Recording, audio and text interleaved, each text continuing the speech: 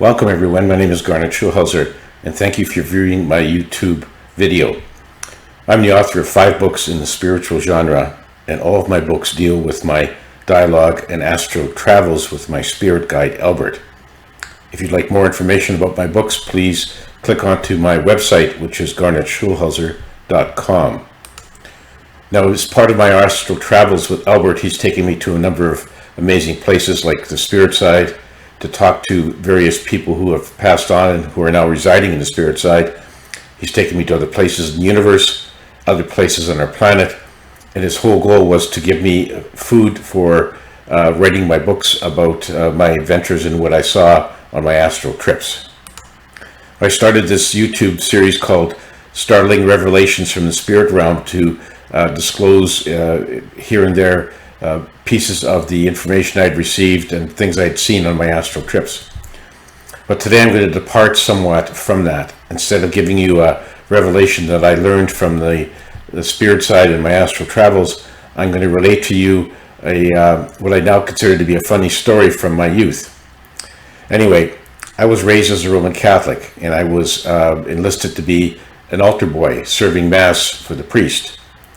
In those days, the Mass was conducted in Latin, not in the vernacular, and so most people in the church did not understand what the priest was saying, but he would go through a series of Latin prayers as part of the Mass. As altar boys, there was a series of prayers that the priest would say that the altar boys had to respond to in Latin. Of course, I did not understand or read Latin, but we were told to memorize these prayers, and we were given a little booklet that showed us phonetically how to pronounce these Latin words in the Latin prayers. So that was part of the duties that the altar boys had in the Mass. The most important part of the Mass in those days was the giving of communion. And what happened there was that as part of his duties doing the Mass, the priest would consecrate hosts, which were small, round, thin wafers of unleavened bread.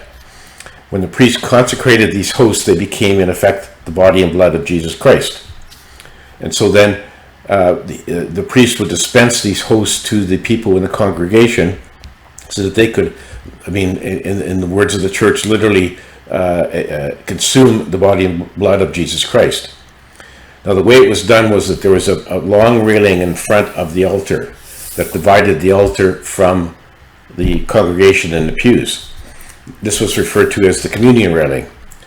And how people received communion was that they would line up, kneel down along this railing, and then the priest would come along and he would give them the host. And how this was done was that the parishioner had to close their eyes and stick out their tongue. The priest would place the host on the person's tongue. Then the person would withdraw their tongue back into their mouth, and as we were told in catechism, we could not touch the host with our fingers. We could not touch the host with our teeth, so we couldn't chew the host. We had to place it in the roof of our mouth with our tongue and let it slowly dissolve. And to touch it with your fingers or with your teeth was a sin. So that was what we were taught in catechism. And so these people would all line up along there, the railing, stick out their tongues, get the host, and then go back to their pew. So this was how communion was given. So one of the duties that I had as an altar boy was that when the priest was giving the host, placing it on the person's tongue, I had a small brass plate that I would place under their chin. And that was designed to catch the host should it fall off somebody's tongue and make sure that it didn't fall to the floor. So it's supposed to hit this plate, and then the priest could pick it up and give it to the parishioner. So that was one of the duties. So as an altar boy, I'd go back and forth along this railing with the priest, trying to position this plate under the person's chin, as I was told to do, to make sure that there was no mishaps. Well, one of the funny things, this is sort of an aside to the story, but one of the funny things is that you don't ordinarily see people's tongues very much in public. In a social setting or even a work setting, people generally keep their tongues in their mouths, except maybe for young children who will sometimes stick out their tongues as an act of defiance. But adults generally don't do that.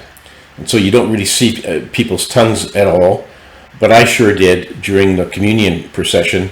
when I was holding this plate under people's chin and watching the priest place the host on their tongues.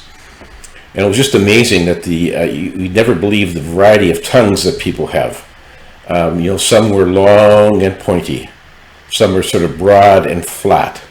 Some had what I would call ugly purple veins sticking out from underneath.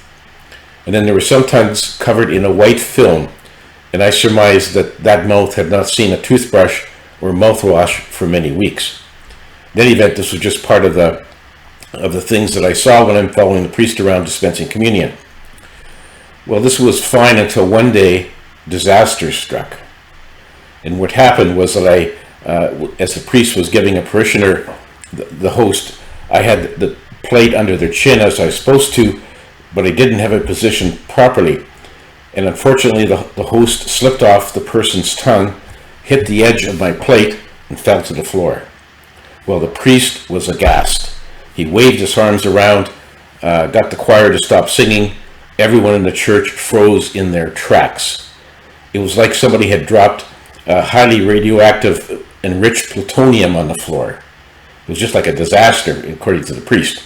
Anyway, the priest sent me into the sacristy to fetch his emergency pouch. This was a little leather bag, and in it, he opened it up. In it was a little brass scoop or shovel, and also a delicate little brush. So now the priest is down on his knees, and he's gently scooping the host that had hit the floor onto his shovel.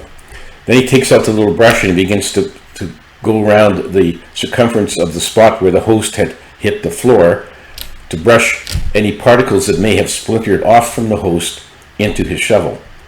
Now, I couldn't see any particles split off. I mean, the host was a fairly solid little circular disc, but the priest was very careful to make sure that there was no particles left on the floor.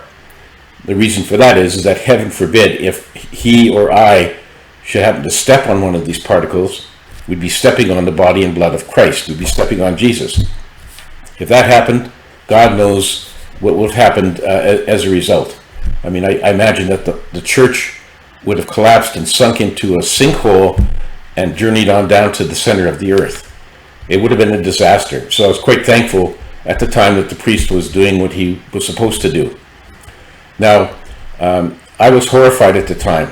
I thought, okay, this is my fault. I had missed catching the host, and for sure I was going to go to hell. I mean, I really thought that. It was like a horrible crime. I didn't do it on purpose, of course, but I just wasn't being diligent enough to catch this host. And so for a number of years after that, I refrained from going into an open field during a thunderstorm, because being out there in the field, I would have made a very easy target for God to hit me with a lightning bolt. Now, when I look back on it, I look back at it with a sense of humor, understanding that, in effect, how, I guess my term for it would be how silly it was that we had to go through all these machinations at the time, which just didn't make any sense. Now, I didn't really think about it at the time, but I really believe that this was a really bad problem, and that I had really committed a very bad sin by missing this host. Now, some of the younger viewers out there will say, well, hold it, that's not how communion is given these days. Well, that's true. They changed the rules sometime after that. But if you ask any adult, relative, or whoever who's around my age and who was raised as a Roman Catholic, they will confirm that was how communion was dispensed in those days.